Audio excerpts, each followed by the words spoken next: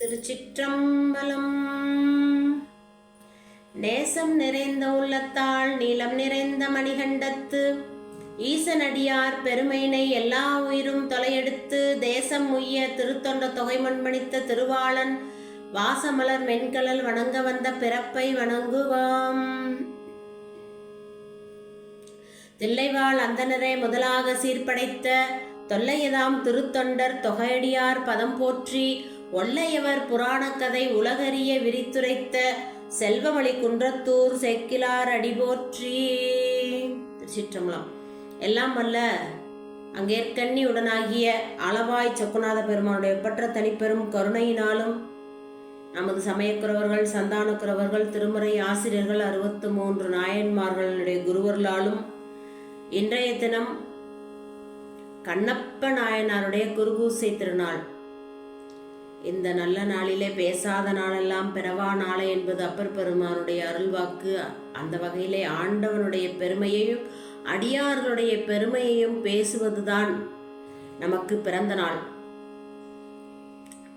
நன்னாள், பொன்னாள்.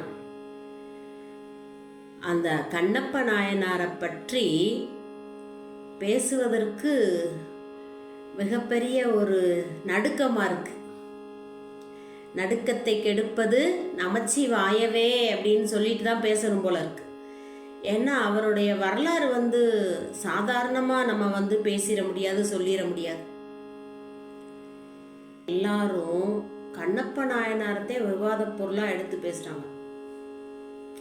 நம்ம 63 நாயன்மார்களில் கண்ணப்ப நாயனார், அப்புறம் இயற்பகை நாயனார், சிறுத்தொண்டர், இவங்களையெல்லாம் பார்த்தீங்கன்னா விவாத பொருளாக வச்சுருக்காங்க. நம்ம நாயன்மார்களுடைய செய்கையெல்லாம் விவாதம் பண்ணுறதுக்கான தகுதியோ அறிவோ நமக்கு இல்லை. அவங்களுடைய செயல்களெல்லாம் எல்லாவற்றையும் கடந்தது, நாம் எதையுமே கடக்கலை. அதனால நம்மளால் புரிந்து கொள்ள முடியாது. அதனால அவங்களுடைய அந்த செய்கைகளை நம்ம விவாத பொருளாக்கி இது சரியா இது தவறா, இப்படி செய்யலாமா இப்படி செய்யக்கூடாதா அப்படின்லாம் நம்ம பேசுறதே மிகப்பெரிய தவறு தான். கண்ணப்ப நாயனார பட்டினத்தடிகளும் பாடுறாரு, மாணிக்க வாசகரும் பாடுறாரு. 11ஆம் திருமுறையிலேயே அவரை பாடியிருக்காங்க, கண்ணப்ப நாயனார் திருமுறம் அப்படின்னு. பட்டினத்தடிகள் வளால் மகவரிந்து ஊட்ட வல்லே நல்லன், மாது சொன்ன சூழால் இளமை துறக்க வல்லே நல்லன், தொண்டு செய்து நாளாரில் கண்ணிடந்து அப்ப வல்லே நல்லன், நான் இனி சென்று ஆளாவது எப்படியோ திருக்காலத்தி அப்பனுக்கேங்கிறார். மூன்று நாயன்மார்களை சொல்றாரு நம்ம பட்டினத்து சுவாமிகள். வாளால் மகவரிந்து ஊட்ட வல்லே நல்லன். சிறுத்தொண்ட நாயனார சொல்றார், இந்த தன்னோட ஒரே மைந்தனை வெட்டி கறி சமைச்சு உனக்கு கொடுத்து உன்னோட திருவடியை அடைந்து விட்டார். வாளால் மகவரிந்து ஊட்ட வல்லே நல்லன். என்னால அதை செய்ய முடியல, செய்யல. மாது சொன்ன சூழால் இளமை துறக்க வல்லே நல்லன். திருநீலகண்ட நாயனார் சொல்றார், ஒரே வார்த்தை தான் அந்த அம்மா சொன்னாங்க, எம்மை தீண்டுவிராயின் திருநீலகண்டம்னு. திருநீலகண்டத்து மேல அளவற்ற ஒரு ஆதியா நீலகண்டத்து அளவுதாம் கொண்ட ஆர்வம், அளவில்லாத அந்த ஆர்வம் திருநீலகண்டம்ன்ற அந்த மந்திரத்தின் மேல. அதனால அவர் என்ன பண்ணாரு, தன்னோட வாழ்நாள் முழுவதும் மனைவியை தவறல்ல எந்த மாதராயும் எந்த மனத்தாலும் தீண்டேன்னு இருந்தார். மாது சொன்ன சொல்லால் இளமை துறக்க வல்லே நல்லன், தொண்டு செய்து நாளாரில் கண்ணிடந்து அப்ப வல்லேனன். 6 நாள் தான் வராரு, பார்க்குறாரு குடுமி தவிர ஒரு கணம் கூட பிரியல. அன்னையும் அத்தனையும் அன்றே நித்தாள். நாவுக்கர சொல்றால, முன்னம் அவனுடைய நாமம் கேட்டால் மூர்த்தி அவன் இருக்கும் வண்ணம் கேட்டால், பின்னை அவனுடைய ஆரூர் கேட்டால் பெயர்த்தும் அவனுக்கே பிச்சியானாள். தன்னை மறந்தாள் தன்னாமம் கெட்டாள், தலைப்பட்டால் நங்கை தலைவந்தாளே. அப்படியே அவனுக்கே பிச்சியானால் அப்படிம்பார். அதுபோல அந்த கண்ணப்ப நாயனார் வந்தாரு, பார்த்தாரு, அவ்வளவுதான். சாமியை ஒரு கணம் கூட பிரியல. அதான் மாணிக்க வாசகர் யாரையுமே பாடாதவர் 2 பேரை பாடியிருக்காரு. சண்டேச நாயனாரை பாடியிருக்காரு, கண்ணப்ப நாயனாரை பாடியிருக்காரு. இருவரும் காலத்தால மிக முற்பட்டவங்க. சண்டேச நாயனார தீதில்லை மாணி சிவகர்மம் சிதைத்தானை சாதியும் வேதியன் தாதைதனை தாளிரண்டும் செய்திப்ப ஈசன் திருவருளால் தேவர்தொல பாதகமே சோறு பற்றினவா தோல் நோக்கம் அப்படின்னு பாடினார். பாதக செயல் தந்தையோட அந்த கால்களை துண்டித்தது.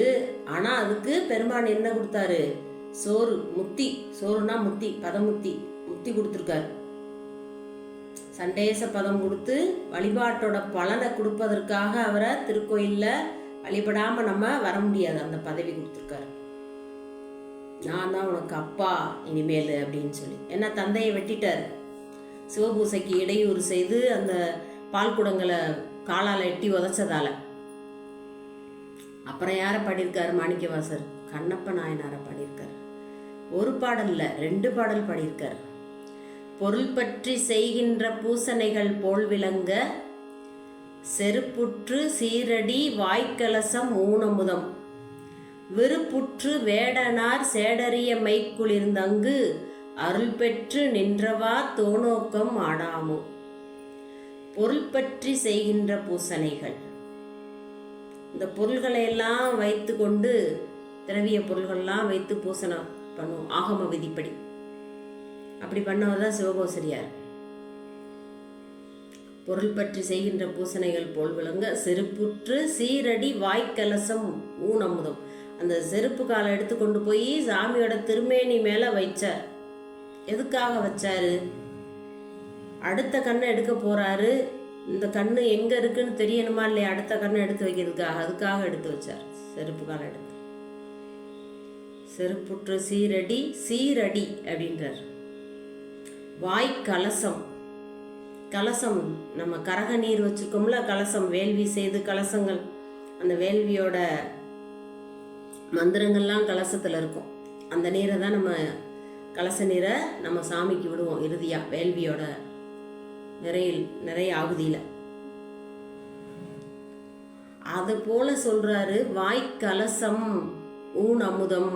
அவர் வைத்த அந்த இறைச்சி ஊன் அமுதம் பெருமானுக்கு, அதுதான் அமுது, திருவமுது.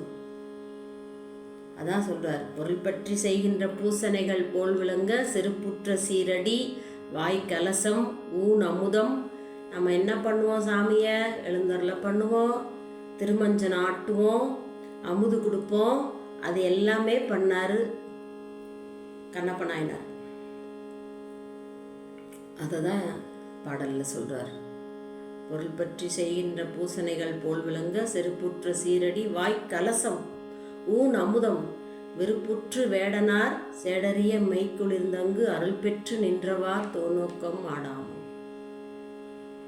கண்ணப்பன் ஒப்பதோர் அன்பின்மை கண்டபின் என்னப்பன் என்னொப்பில் என்னையுமாட்கொண்டருளி வண்ணப்பணித்தன்னை வாயென்ற வான்கருணை சுண்ண பொன்னிற்றற்கே சென்றுதாய் கொத்தும்பி.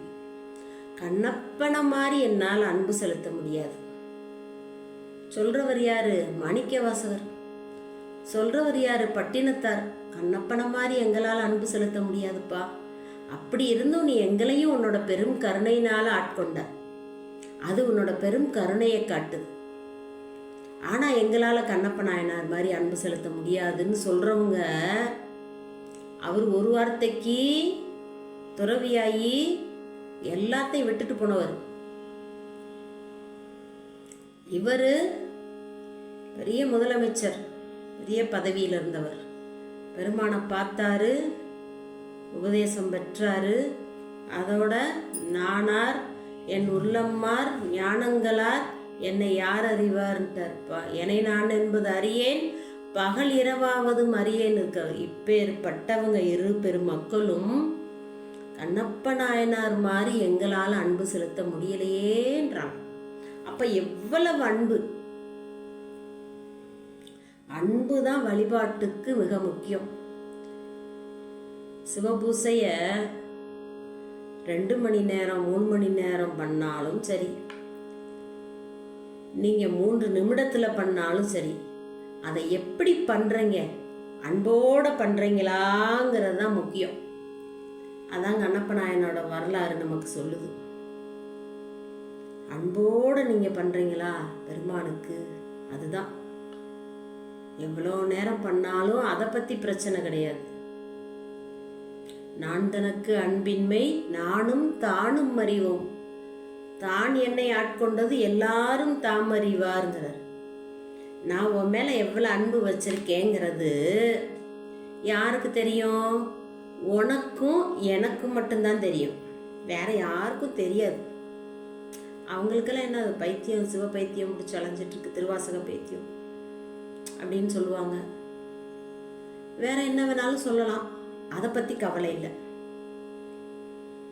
அதுதான், அதேதான் நம்ம கண்ணப்ப நாயனாருடைய அருள் வரலாற்றுல பார்க்க போறோம்.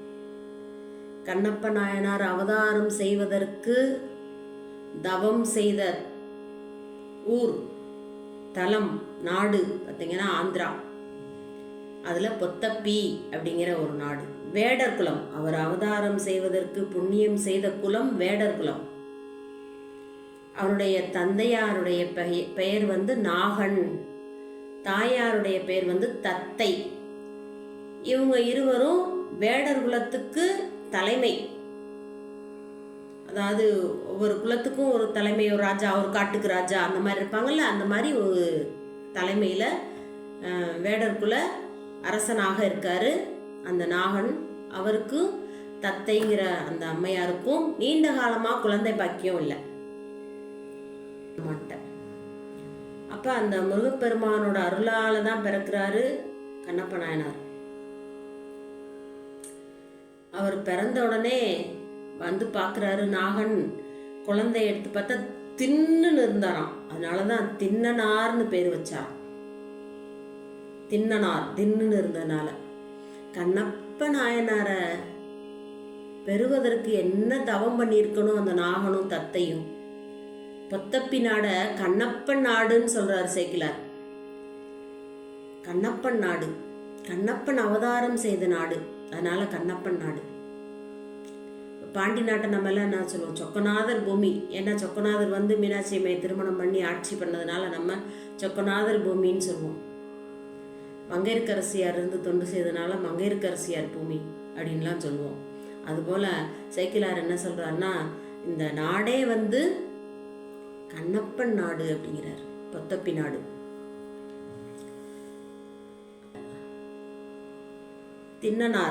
தின்னனாரோட அந்த சூழல், அவர் வளர்ந்து வரக்கூடிய சூழலை சொல்றான். அங்க எப்பொழுதும் அந்த வேடர்களுடைய இருப்பிடத்துல வெட்டு, குத்து, கொள்ளு அப்படின்னு தான் சத்தம் கேட்குமா. ஏன்னா அவங்க எல்லாம் வேட்டையாடி அந்த மிருகங்களோட உணவை தான் அவங்க எல்லாம் உட்கொள்ளக்கூடியவங்க. வேட்டையாடி மிருகங்களோட இறைச்சியை தான் அவங்க உணவாக எடுத்துக்கொள்ளக்கூடியவங்க. அதனால எப்பொழுதுமே அவங்க இருக்கக்கூடிய பகுதியில் வெட்டு, குத்து, கொல்லுன்னு தான் சத்தம் கேட்குமா. இந்த தின்னனார் வளர்ந்து வர்றாரு. இவர் முற்பிறவில அர்ஜுனனா இருந்தாருன்னு சொல்லி நம்மளுடைய திருமுறைகள்ல ஒரு குறிப்பு இருக்கு. அர்ஜுனனா பிறந்தவர் தான் அடுத்த பிறவில தின்னனாரா பிறந்திருக்கார். அர்ஜுனன் மிகப்பெரிய ஒரு சிவபக்தன். பாசுபதம் வேண்டி பெருமானை பூசித்து, அங்க திருவேட்களம் போனீங்கன்னா தில்லைக்கு அருகாமையில அண்ணாமலை யூனிவர்சிட்டியில அந்த உள்ள திருவேட்களம் பாசுபதநாதேஸ்வரர்னு இருக்கார். அவர் தான் பாசுபதம் கொடுத்தவர். அவர் தான் அர்ஜுனன் வேண்டி தவம் இருந்து, பலகாலம் தவம் இருந்து பாசுபத அஸ்திரத்தை பெற்று அப்புறம் போருக்கு போறாரு அப்படின்ற. அவருக்கும் சாமிக்கும் ஒரு வாக்குவாதம் வருது, அர்ஜுனனுக்கும் சிவபெருமானுக்கும், ஒரு பன்றியின் காரணமாக. அந்த பன்றி 2 பேருமே அம்பு விடுறாங்க. சாமி அம்பு விடுறாரு, அர்ஜுனன் அம்பு விடும்போது இது நான் விட்ட அம்புனாலதான் இறந்தது, இந்த பன்றி எனக்கு தான் சொந்தம், இல்லை நான் தான் அம்பு விட்டேன்னு இப்படி பிரச்சனை 2 பேரும் சண்டை போடும்போது தான் அப்பதான் இது வந்திருக்கவர் சிவபெருமான் அப்படின்னு தெரிஞ்சு கண்ணப்ப நாயனார் மன்னிப்பு கேட்குறாரு. அந்த சூழல்ல தான் அவர் சொல்றாரு, இந்த பிறவில உனக்கு முக்தி கிடைக்காது, நீ வேடனன் என்னை பேசுனதுனால நீ அடுத்த பிறவில வேடனா பிறந்துதான் நீ என்னை அடையணும் அப்படின்னு சொல்லிட்டார். அதனால இவர் இப்ப திண்ணனாரா அவதாரம் பண்ணியிருக்காரு அர்ஜுனன். இப்ப இருக்கக்கூடிய திண்ணனார் முற்பிறவில அர்ஜுனனா இருந்தவர். யானை குட்டிகளோடும் அவர் விளையாடுறதெல்லாம் சிங்கத்தோட வாயிலெல்லாம் போய் கையை விடுவாராம்.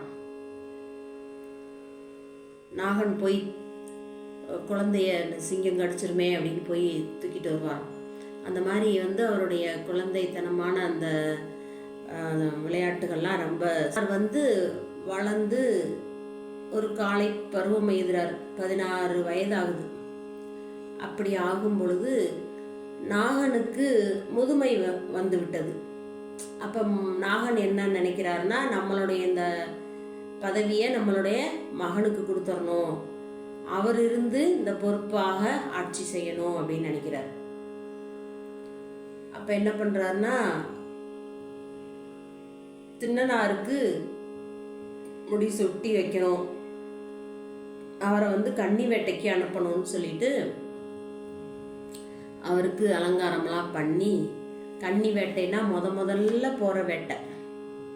இப்ப முதல்ல ஒரு ஐயப்ப சாமி மாலை போட்டு போனா கன்னிச்சாமி அப்படிம்பாங்க. அதுபோல இந்த கன்னி வேட்டைன்னு முதல்ல வேட்டைக்கு போறாரு நம்மளுடைய திண்ணனார். அப்படி போகும் பொழுது நிறைய அவர் கூட வேடர்கள் வர்றாங்க. நாய் மிருகங்கள் எல்லாம் அழைச்சிக்கிட்டு அப்படியே தார தம்பட்டையோட அவருக்கு நல்ல அலங்காரமெல்லாம் பண்ணி, புலித்தோல் மான் தோலெல்லாம் கொடுத்து போட்டு தலையெல்லாம் கட்டி அலங்காரமெல்லாம் சிறப்பாக பண்ணி, கையில் ஒரு வில் எடுத்துக்கிட்டு வாள் எல்லாம் எடுத்துக்கிட்டு பறை ஒடித்து கொண்டு அப்படியே போகிறாங்க. அப்படி போகும் பொழுது வேட்டையாடி ஒரு பன்றி, அந்த முற்பிறவியின் தொடர்போ என்னமோ, திரும்பி அந்த பன்றி தான். அந்த பன்றியை துரத்தி ரொம்ப தூரம் வந்துட்டாங்க. வரும்பொழுது அப்ப பன்றிய கட்டி புரண்டு சண்டை போடுறாரு திண்ணனார் பன்றி கூட. பன்றி முரட்டு பன்றி, காட்டு பன்றி. அதோட சண்டை போட்டு தன்னோட வாளை எடுத்து பன்றிய குத்தி கொன்றார். கூட 2 பேர் மட்டும் போறாங்க. நாணன் காடன் அப்படிங்கிற 2 பேர் போறாங்க. அப்ப அவங்க பாக்குறாங்க, ஓ நம்மளுடைய தலைவன் இந்த பன்றியை கொன்று விட்டார்னு பாக்குறாங்க. பார்த்தோன்னே இப்ப திண்ணனார் என்ன சொல்றாரு, பன்றியை எடுத்துக்கொள்ளுங்கள், எனக்கு கொஞ்சம் தாகமா இருக்கு, நம்ம நீர் அருந்தணும் அப்படின்னு சொல்றாரு. சொன்னோடனே இவங்க சொல்றாங்க, அந்த ஒரு மலை தெரியுதுல, அந்த மலைக்கு பக்கத்துல ஒரு சந்தனக்காடு, அதுக்கு இடையில ஒரு பொன்முகலி ஆறு அப்படின்னு ஒரு ஆறு ஓடுது, அந்த ஆற்றுல போய் நம்ம நீர் பருகலாம் அப்படின்னோடனே அப்படியே போறாங்க. அந்த பன்றியை எடுத்துக்கொண்டு போகும் பொழுது, மூவருமாக செல்லும் பொழுது, அப்ப இவருக்கு அந்த மலையை பார்த்த உடனே அப்படியே சொல்ல முடியாத ஒரு, விவரிக்க முடியாத ஒரு உணர்வு. மலை நம்மளை ஈர்க்கிற மாதிரி இருக்கு. இப்போ மாணிக்க வாசகர் வர்றாருன்னொடனே பெருமான் அங்கே இருப்பார். இவர் காந்த இழுக்கிறது போல மணிவாசகரை ஈர்த்து கொள்வார். அதுபோல் அந்த மலை இவருக்கு அப்படியே காந்த மாதிரி அப்படியே பார்க்குறாரு. பார்த்தோன்னே ஏதோ இனம் புரியாத ஒரு உணர்வு. அப்போ சொல்கிறாரு, இந்த மலை என்ன அப்படின்னு கேட்குவாரு, இதோட சிறப்பு என்ன அப்படின்னு கேட்குறாரு. அப்போ நாணன் சொல்கிறான், அந்த மலை மேலே குடுமித்தேவர்னு ஒருத்தர் இருக்காரு சாமி, அங்கே போனால் அவரை பார்க்கலாம் அப்படின்னு சொல்கிறார். அப்போ இவர் என்ன செய்கிறாரு, இந்த நீர் கூட அருந்தலை, குடுமித்தேவர்னு அந்த காதில் கேட்டது தான்,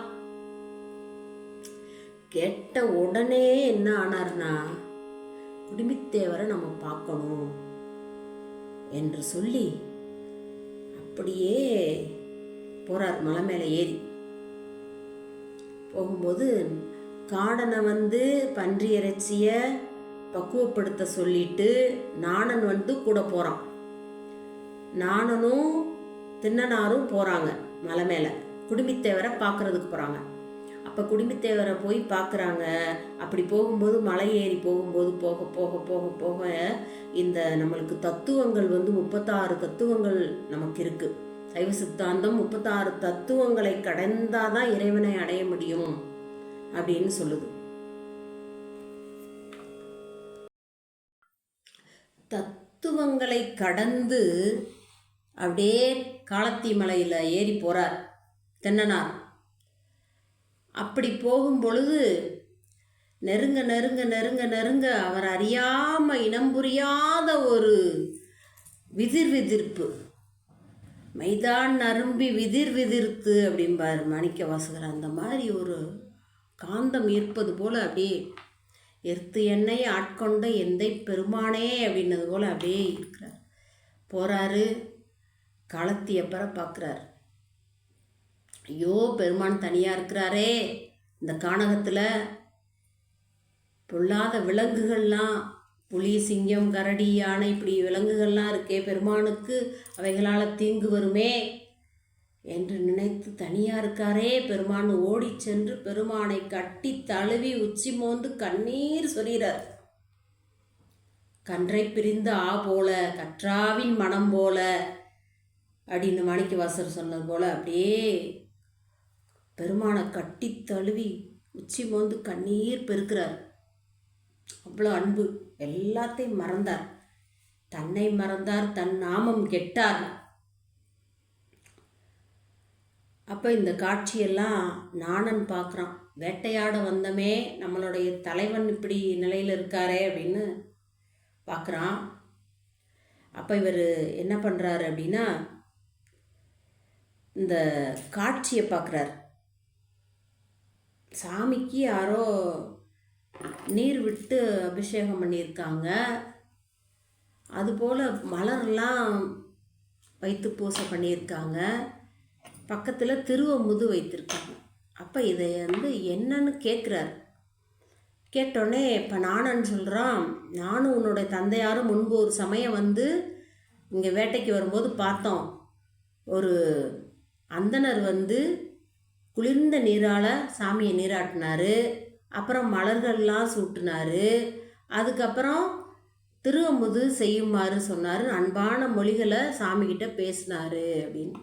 ஓ, அப்போ இதுதான் பூசை, இதுதான் சிவபூசைன்னு தெரிந்து கொண்டார் திண்ணனார். அப்போ நாமும் அந்த பூசையை செய்ய வேண்டும்னு அவருக்கு உள்ளத்தில் தோன்றுது. உடனே என்ன பண்ணுறாரு, பூசைக்கான பொருள்களை கொண்டு வர்றதுக்காக மலையை விட்டு கீழே இறங்கி வர்றார். இந்த காடனை பார்க்குறாரு. காடன் அந்த பன்றியை வெட்டி நல்லா வாட்டி தனித்தனியாக பக்குவப்படுத்தி வச்சுருக்கான். அப்போ அதையெல்லாம் எடுத்து இவர் என்ன பண்ணுறாரு, இன்னும் நல்லா பக்குவப்படுத்துகிறார். பக்குவப்படுத்தி ஒரு கல்லில் எடுத்து அதில் வைத்து கொண்டு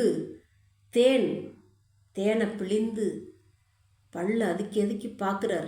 நல்லா வெந்திருக்கு, நல்லா சுவையாக இருக்குது. சுவை இல்லாத தூக்கி போட்டுறார்.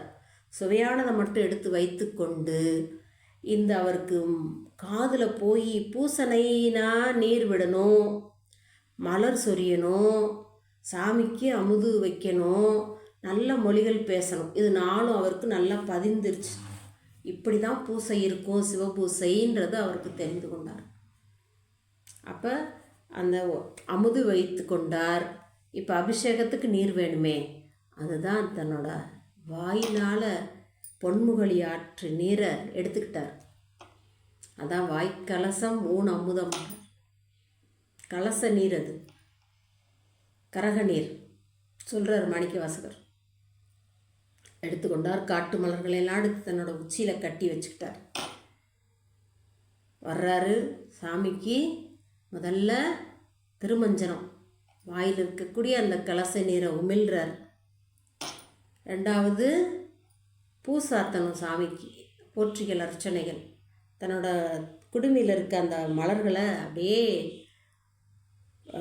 விழுமாறு செய்கிறார், தலையசைத்து. அப்போ அர்ச்சனை ஆயிடுச்சு, அபிஷேகம் ஆயிடுச்சு, அர்ச்சனை ஆயிடுச்சு. இனி என்ன செய்யணும், சாமிக்கு திருவமுது ஊட்டணும். அப்படியே அந்த சாமி, இது நல்ல பன்றி இறைச்சி, கொழுப்புகளெல்லாம் நீக்கியாச்சு, தோள்களையெல்லாம் நீக்கியாச்சு, நல்லா பதப்படுத்தி நல்லா வேக வச்சு பல்லுல அதுக்கி பார்த்து சுவையானதாக கொண்டு வந்திருக்கேன். தேனெல்லாம் அதில் பிழிந்து எடுத்து கொண்டு வந்திருக்கேன். அமுது செய்யும் அப்படின்னு சாமிகிட்ட நான் வேண்டிக் கொண்டு நிற்கிறார். இதை பார்க்குறாங்க நாணனும் காடனும். இவருக்கு ஏதோ ஒரு பித்து பிடித்து விட்டது. இவர் நம்ம வேட்டையாட வந்ததை மறந்துட்டார், தாய் தந்தையை மறந்துட்டார், நீ ஊருக்கு வாரது மாதிரி தெரியல அப்படின்னு சொல்லி மெதுவாக கூப்பிடுறாங்க. அவர் அதெல்லாம் அவங்கள பார்க்கவே இல்லை, காதிலே வாங்கலை. இப்போ இவங்க போய் என்ன பண்ணுறாங்க, இவருக்கு ஏதோ மயக்கம் ஆயிடுச்சு, பைத்தியம் பிடிச்சிருச்சு, நாம் போய் இவரோட தந்தையை தேவராட்டியெல்லாம் அழைத்து கொண்டு வந்து இந்த மயக்கத்தை நம்ம தெளிய வச்சு தான் நம்ம கூட்டிகிட்டு போகணுன்னு ஊருக்கு போயிடுறாங்க.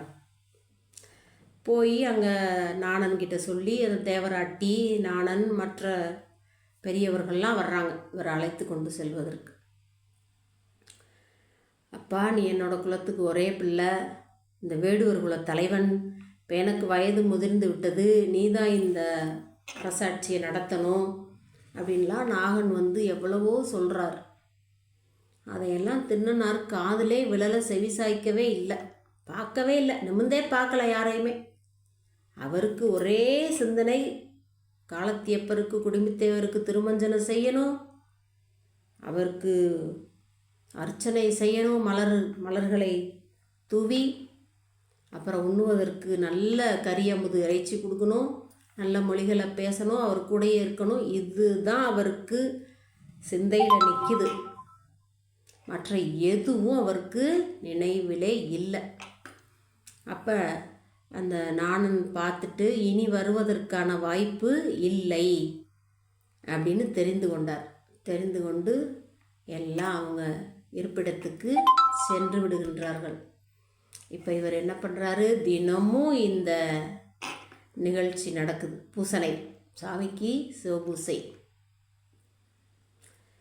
வழக்கம் போல் பொன்முகலி ஆற்றுல போய் அந்த நீரை தன்னோட திருவாயில் முகர்ந்து கொண்டு காட்டு விலங்குகளை வேட்டையாடி நல்ல நல்ல உறுப்புகளையாக எடுத்து பதப்படுத்தி சுட்டு இலையில் வைத்து கொண்டு தேனெல்லாம் விட்டு அதை அமுக்கி பார்த்து கடித்து பார்த்து நன்றாக இருப்பதாக எடுத்துக்கொண்டு வர்றார். இப்படி தினம் அந்த அபிஷேகம் பூசனை பண்ணுறார்.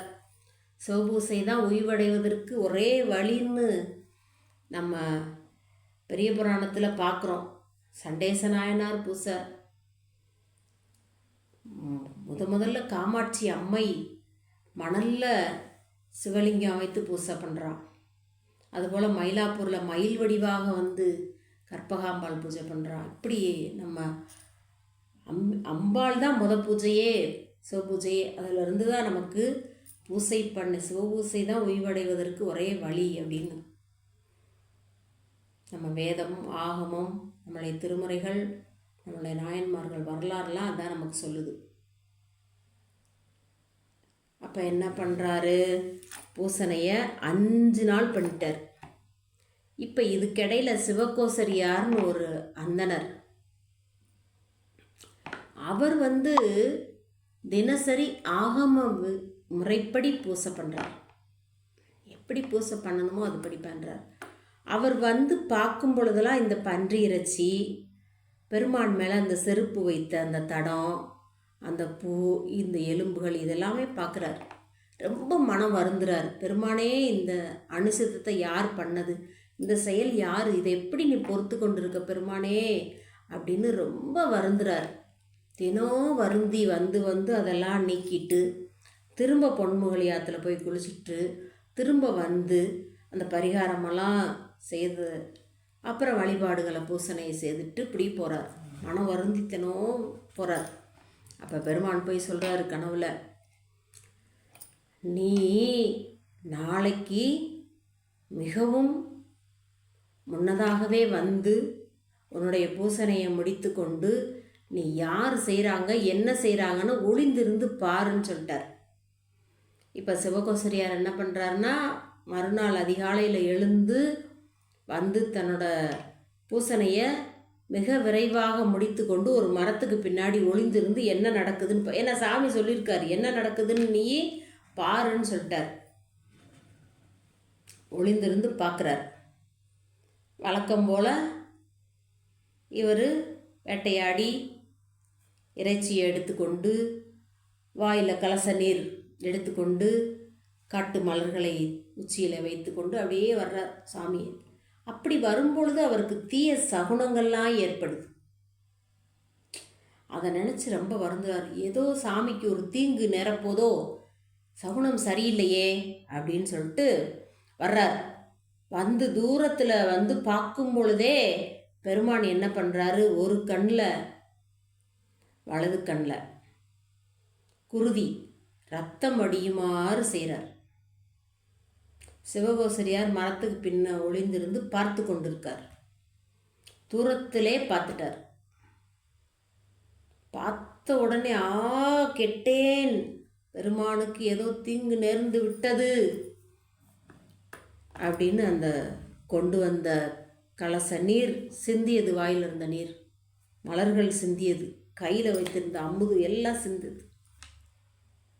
ஓடி வர்றார், அழுறாரு, உருள்றாரு, பிறல்றாரு, எழுந்து நிற்கிறார். யார் இந்த காரியத்தை பண்ணது, யார் பெருமானுக்கு தீங்கு செய்தது?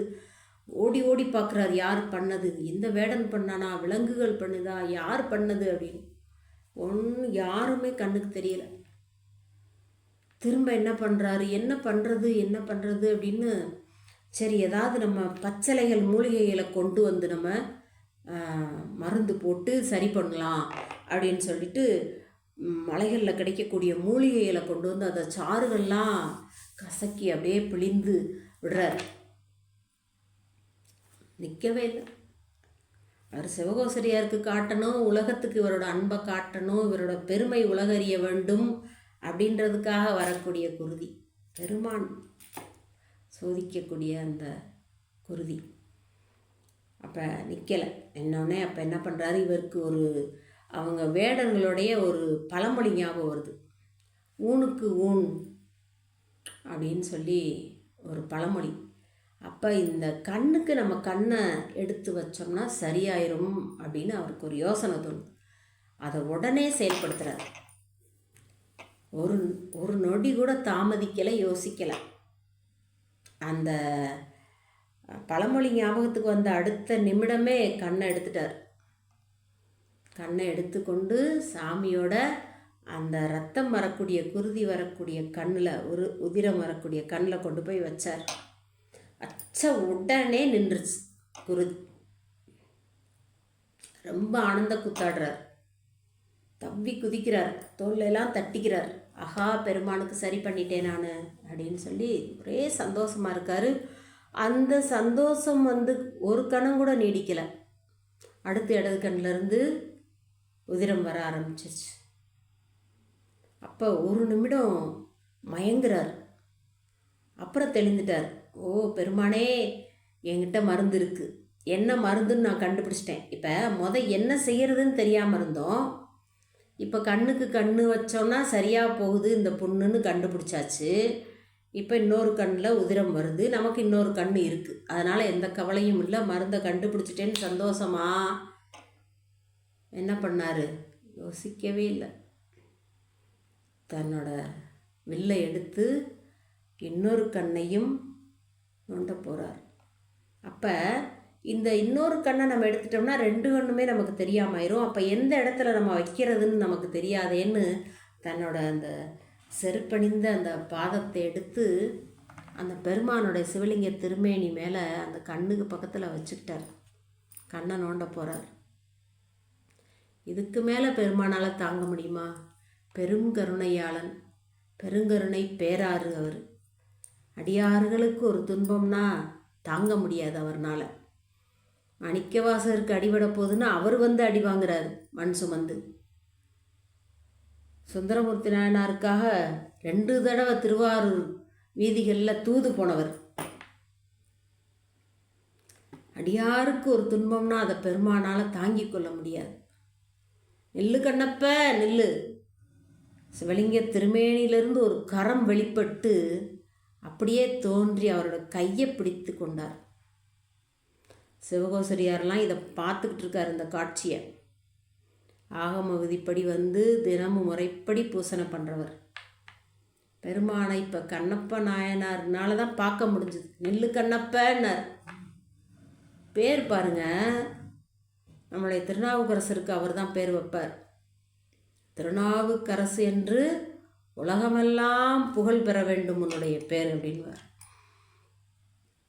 அதுபோல் கண்ணப்ப நில் அப்படின்னு பேர் சூட்டினார். கண்ணை எடுந்து அப்பினவங்க 2 பேர். ஒருத்தர் திருவீலி மிளலையில் திருமால் 1000 தாமரை மலர் கொண்டு அன்றாடம் அர்ச்சிக்கிறார், சிவபூசை பண்ணுறார். அப்படி பண்ணும் பொழுது ஒரு நாள் பங்கயம் 1000 பூவினிலோர் பூக்குறைய தங்கன் இடந்தரன் சேவடி மேல் சாத்தலுமே சங்கரன் எம்பிரான் சக்கரமாருக்கு அருளியவாறு எங்கும் பரவினாம் தோநோக்கம் ஆடாமம்.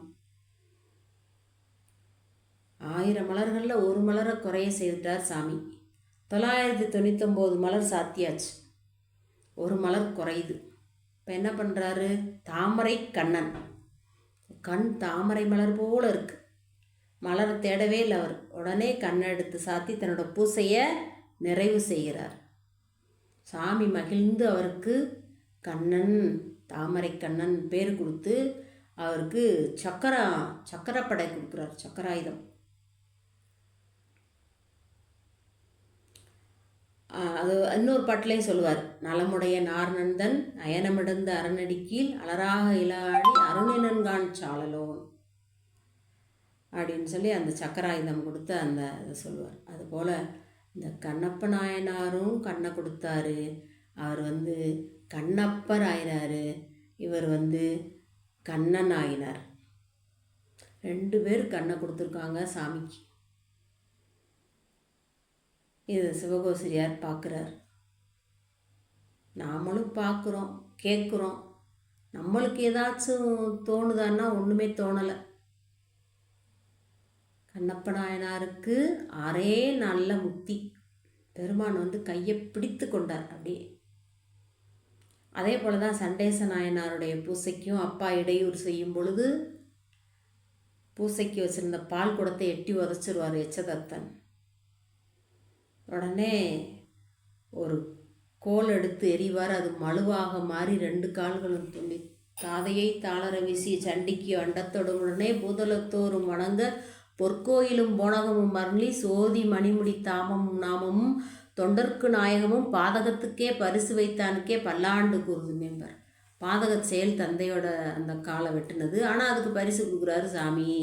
தனி கோயில் போனகமும் கோயிலும் அருளி அவருக்கு வழிபாட்டோட பலன் உன்னை எல்லாம் கும்பிடணும் அப்படின்னு அருளி செய்தார். தன்னோட இண்டை மாலையை எடுத்து அவருக்கு சூட்டுறார், தலைமாலையை. உனக்கு நான் அப்பாவா இனிமேல் நான் இருக்கேன்னு சொல்கிறார் சண்டேச நாயனாருக்கு. அதுபோல் கண்ணப்ப நாயனாருக்கு கண்ணை தோன்றினதும் பிடித்து கொண்டார். சிவலிங்க திருமேனிலிருந்து ஒரு கரம் அப்படியே பிடித்து கொள்ளுது. அவர் தடுக்க, இல்லைன்னா தோண்டிடுவார் இன்னொரு கண்ணையும். அப்போ தான் சிவகோசரியார்கிட்ட சொல்கிறாரு, இந்த செருப்புக்காலோட என்னையை மிதித்தது முருகப்பெருமானோட திருவடியை விட இனிமையாக இருந்தது. அவர் வாயிலிருந்து கொண்டு உமிழ்ந்தார். அது கரக நீர், கலச நீர்கள்லாம் கும்பத்தில் கும்பாபிஷேகத்தில் விடுறாங்களே, அந்த நீரை விட புனிதமானதாக இருந்தது. அவர் கொண்டு இறைச்சி வைத்தாரே, அது ஊன் அமுதம். ஏன்னா அன்போடு செய்கிறார். அன்பில்லாமல் நீங்கள் எவ்வளவு நேரம் பூசை செய்தாலும் அதை பலன் இல்லை. அன்போடு 5 நிமிடம், அரை மணி நேரம், 1 மணி நேரம், எவ்வளவு நேரம் முடியுமோ அன்போடு செய்யக்கூடிய பூசையை ஆண்டவர் ஏற்றுக்கொள்வார்ன்றது நம்ம கண்ணப்ப நாயனாருடைய அருள் வரலாற்றில் பார்க்குறோம். இப்போ கண்ணப்ப நாயனாருக்கு என்ன பதம் கொடுத்தாரு தெரியுமா? அருகிலே நிற்கக்கூடிய பதவி. அவருடைய காலத்தியப்பருடைய வலது பக்கத்தில் கண்ணப்ப நாயனார் நிற்பார். நீங்கள் திருக்காலத்தி போனீங்கன்னா திருக்காலத்தியப்பரை வழிபட்டு அவருக்கு பக்கத்தில் வலது பக்கத்தில் நிற்கக்கூடிய அந்த கண்ணப்பரையும் வழிபட்டு வாங்க. அருகாமையில் மலை இருக்குது. அந்த மலை மேலே ஏறினீங்கன்னா இந்த நிகழ்வு நடந்த இடம் இருக்கும். பொன்முகலி ஆறு ஓடும். இதுகளையெல்லாம் நீங்கள் மனதில் வைத்து கொண்டு இந்த தலத்தை வழிபாடு செய்து விட்டு வருமாறு கேட்டுக்கொள்கின்றேன். ஏன்னா ஒரு தலத்துக்கு போகிறோம்னா அந்த தலத்தோட சிறப்புகள்லாம் என்ன பஞ்சபூத தலங்களில் காற்றுக்குரிய தலம் திருக்காலத்தி. சிலந்தி, யானையெல்லாம் வந்து வழிபட்டது. அதனால தான் கால்னா காற்று, அத்தினா யானை. அந்த மாதிரி மிக முக்கிய வாய்ந்த ஒரு தலம் தான் திருக்காலத்தி. அந்த தலத்தில் நடந்த இந்த வரலாற்று நிகழ்வுகள், நம்ம கண்ணப்ப நாயனாருடைய அந்த அருள் வரலாறு, நாம் அங்கே போய் சிந்தித்து அவர் அந்த நிகழ்வு நடந்த இடமெல்லாம் பார்த்து, காலத்தியப்பற கருவறைக்குள்ளே பார்க்கும்போது அவருக்கு அருகாமையில் வலது பக்கம் இருக்கு கண்ணப்ப நாயனாரையும் வழிபடணும். அதுதான் நாம் பொருள் உணர்ந்து அப்படின்னு மணிவாசகர் சொன்னது போல் ஏற்பட்ட கண்ணப்ப நாயனாருடைய அருள் வரலாறு. அந்த அருள் வரலாற்றை பல பேர் பலவிதமாக விமர்சனம் பண்ணுவாங்க. விமர்சனத்துக்கு இடம் இல்லை.